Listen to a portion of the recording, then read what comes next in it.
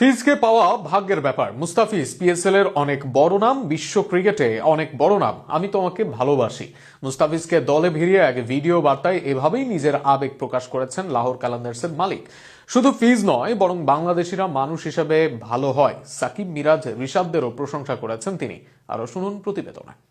ফিজকে দলে ভিড়িয়ে এবার এক ভিডিও বার্তা প্রকাশ করেছে লাহোরের মালিক। তিনি বলেন, মুস্তাফিজ পিএসএল এর জন্য অনেক বড় নাম, বিশ্ব ক্রিকেটের জন্য অনেক বড়। তাকে চুজ করা কঠিন কিছু না।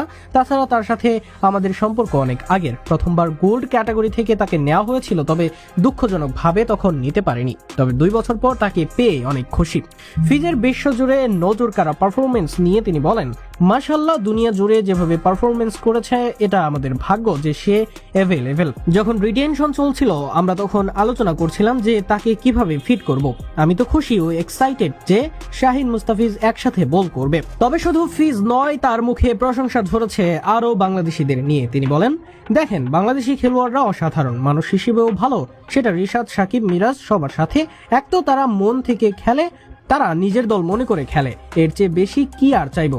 আমি শুধু বলতে চাই, আমি তোমাকে ভালোবাসি মুস্তাফিজ। এর আগে 2026 আসরের জন্য বাংলাদেশি পেসার মুস্তাফিজুর রহমানকে সরাসরি চুক্তিতে দলে নেওয়ার ঘোষণা দিয়েছে লাহোর কালান্দার্স। আজ ফ্র্যাঞ্চাইজিটি এই চুক্তির কথা আনুষ্ঠানিকভাবে নিশ্চিত করেছে। বাংলাদেশের কাটার মাস্টারকে পেতে 6,44,00,000 পাকিস্তানি রুপি খরচ করতে হয়েছে, যা টাকার অঙ্কে 2,81,00,000 টাকা।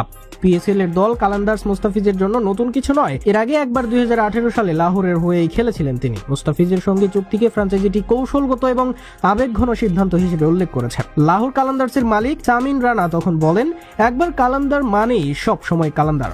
মুস্তাফিজুর রহমান শুধু একজন খেলোয়াড় নন, তিনি আমাদের পরিবারেরই অংশ।